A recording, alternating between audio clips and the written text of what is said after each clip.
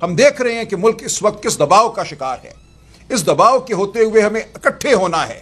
हमें इस मुल्क को के जख्मों को भरना है, मजीद जख्म नहीं लगाने। हम सब एक कौम हैं, हम सब पाकिस्तान की फलाह के लिए खड़े हुए हैं। खुदारा पाकिस्तान के ऊपर मजीद जख्म ना लगाइए। पाकिस्तानी कौम को इकट्ठा रहने दीजिए, हमें इकट्ठा होने दीजिए। हम पाकिस्तान की फलाह के लिए काम करना चाहते हैं। हमें आप ये नाकाम कोशिश मत कीजिए नीस्त करने की, आप नहीं कर पाएंगे। तो हम ये तकाजा करते हैं, ये अपील करते हैं, इस कौम के ज़मीर से ये अपील करते हैं कि खुदारा ऐसा मत होने दो। हम मुक़्तदरा से ये अपील करते हैं कि आपने जो भी सियासत करनी है, जो भी जबर करना है, कुछ आइन और कानून और शराफत के दायरे जो हैं उनका लिहाज कीजिए। अब हम उससे बहुत आगे बढ़ रहे हैं। इस तमाम मुल्क को हमने एक जंगल बना दिया है। इस मुल्क में बसने वालों को हम एक रेवड़ समझते हैं। खुदारा ऐसा ना कीजिए। तारीख का फैसला बहरहाल आपके खिलाफ आएगा।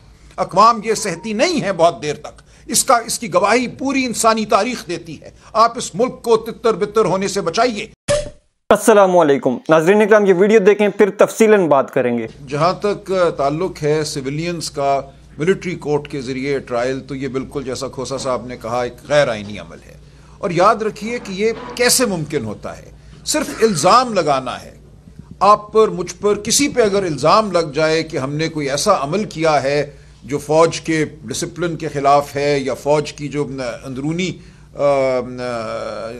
नज़्म है उसके ख़िलाफ़ है, तो आप और मैं तमाम बुनियादी हुकूक से आरी हो जाते हैं। आइन ये कहता है कि हर शख्स का ये हक़ है कि उसको एक गैर जानिबदार अदालत के सामने पेश किया जाए। एक ऐसी अदालत जो खुले कमरे में बैठे, एक ऐसी अदालत जिसका कोई ताल्लुक़ ना हो इंतज़ामिया के साथ, इंतज़ामिया से वो अलहदा हो, वो एक आज़ाद अदालत हो। लेकिन यहाँ ये कहा गया है आर्मी एक्ट में कि अगर किसी सिविलियन पे सिर्फ ये इल्ज़ाम लगा दिया जाए तो इन तमाम हुकूक से वो आरी हो जाता है। उसका फैसला सच झूठ क्या है एक बंद कमरे में कोई कर्नल साहब करेंगे, जिन्होंने जवाब देना है अपने से ऊपर वाला अफसरान को, जिन्होंने अपील सुननी है। तो ये बिल्कुल एक मज़क्का खेज़ मामला है, एक खौफनाक सूरत हाल है। और ये मज़ीद खौफनाक इसलिए हो जाती है कि हमने देखा माजी करीब में जनरल फैज़ हमीद के हवाले से 9 मई के मामलात को उनसे मुंसलिक किया गया है। और बिल्कुल अब ये पूरा मंसूबा नज़र आता है कि इरादा क्या है। इरादा यही है कि 26वीं आइनी तरमीम के ज़रिए खुद एक कॉन्स्टिट्यूशनल बेंच इंतज़ामिया ने मुकर्रर किया है। उस कॉन्स्टिट्यूशनल बेंच के ज़रिए जो फैसला हुआ था पहले 5 मेंबर बेंच का, जिसमें कहा गया कि सिविलियन की ट्रायल फौजी अदालत नहीं कर सकती, उस फैसले को रद्द कराया जाए। और उसके बाद हमें ये अंदेशा है, गुमान है कि इमरान खान साहब को इस मामले में मुंसलिक करके किसी फौजी अदालत के सामने पेश किया जाए। तो पूरी जो 26वीं आइनी तरमीम था उसका दर हकीकत हदफ यही था कि सिविलियंस को और बिलखुसूस इमरान खान, वज़ीर आज़म इमरान खान साहब को किसी फौजी अदालत के सामने पेश किया जाए। अगर ऐसा किया जाता है तो ये एक इंतहाई बदकिस्मत लम्हा होगा हमारी कौमी तारीख का। मैं समझता हूँ पाकिस्तान की अवाम के लिए ये एक जाग उठने का मौका है कि हमारे साथ हो क्या रहा है, इस मुल्क के साथ क्या हो रहा है। जो कुछ जुल्फ़िकार अली भुट्टो साहब के साथ हुआ, हम उस सदमे से और उस सानहे से अभी तक मैं समझता हूँ निकल नहीं सके। उसकी जो बाज़गश्त है, उसके जो असरात हैं, वो आज तक कौमी सियासत पर, हमारी ज़िंदगियों पर असरअंदाज हैं। क्या आज हम फिर एक ऐसी गलती करने जा रहे हैं कि हम सब के होते हुए हमारी आंखों के सामने क्या ये किया जाएगा? तो मैं अपील करता हूँ, मुक़्तदरा से भी अपील करता हूँ, पाकिस्तान के हर जी शऊर से अपील करता हूँ कि खुदारा ऐसा ना कीजिए, ऐसा ना होने दीजिए। पूरी दुनिया में हमारा ना सिर्फ मजाक उड़ेगा, हम एक ऐसी कौम के तौर सामने आएंगे जिसको आइन, कानून, शराफत से कोई मतलब नहीं है। ये चीज़ दुनिया, अक़वाम आलम का ज़मीर कबूल नहीं करेगा। तो मैं आपके ज़रिए, आपके तवस्सुत सिर्फ इतना ही इजाफा करना चाहता हूँ कि पाकिस्तान में आइन, कानून, शराफत किसी हद तक तो बाकी रहने दी जाए। ये अदालतें नहीं हैं। पूरी दुनिया का, अक़वाम आलम का ये मुत्तफ़िक़ा फ़ैसला है कि फ़ौजी अदालत कोई अदालत नहीं होती।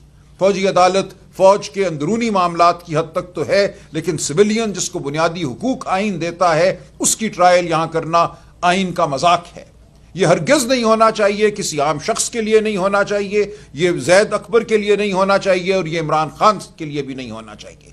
तो हम ये तकाजा करते हैं, ये अपील करते हैं, इस कौम के ज़मीर से ये अपील करते हैं कि खुदारा ऐसा मत होने दो। ہم مقتدرہ سے یہ اپیل کرتے ہیں کہ آپ نے جو بھی سیاست کرنی ہے، جو بھی جبر کرنا ہے، کچھ آئین اور قانون اور شرافت کے دائرے جو ہیں ان کا لحاظ کیجئے۔ اب ہم اس سے بہت آگے بڑھ رہے ہیں۔ اس تمام ملک کو ہم نے ایک جنگل بنا دیا ہے، اس ملک میں بسنے والوں کو ہم ایک ریوڑ سمجھتے ہیں۔ خدا را ایسا نہ کیجئے۔ تاریخ کا فیصلہ بہرحال آپ کے خلاف آئے گا۔ اقوام یہ سہتی نہیں ہے بہت دیر تک، اس کی گواہی پوری انسانی تاریخ دیتی ہے۔ آپ اس ملک کو تتر بتر ہونے سے بچائیے، یہ مت کیجئے۔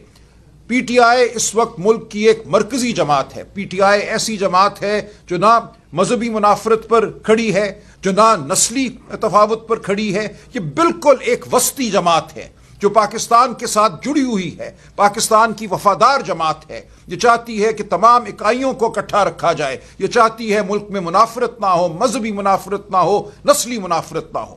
آپ اس جماعت کو اور اس جماعت کے قائد کو اگر ختم کرنے کی کوشش کرتے ہیں تو آپ پاکستان کی سالمیت پر، یگانت پر ایک حملہ کرتے ہیں۔ ناظرین اکرام، یہ ویڈیو تو آپ نے دیکھ لی۔ ناظرین، جو معاملہ شروع ہوا تھا امریکہ سے، وہ اب بڑھتا بہت آگے چلا گیا ہے۔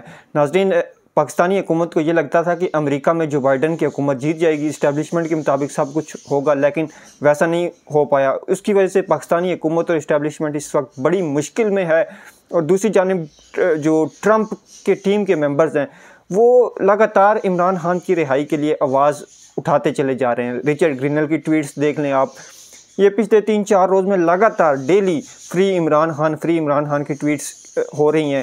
پاکستانی لوگ جو ٹویٹس کر رہے ہیں ان کو ری ٹویٹ بھی کر رہے ہیں رچرڈ گرینل صاحب۔ تو اب دیکھتے ہیں کہ یہ معاملہ کہاں تک جاتا ہے۔ لگ تو ایسا رہا ہے کہ پاکستانی حکومت بہت مشکل میں پھنس گئی ہے۔ اب عمران خان صاحب کو چھوڑ بھی نہیں سکتے، جیل کے اندر رکھ بھی نہیں سکتے۔ اگر چھوڑ دیا تو ان کی اپنی حکومت تو چچوری کی حکومت ہے، وہ تو جانی ہی جانی ہے۔ اس کے بعد ان کو ڈر یہ ہے کہ کہیں ہم لوگوں کو خان جیلوں میں نہ ڈال دے۔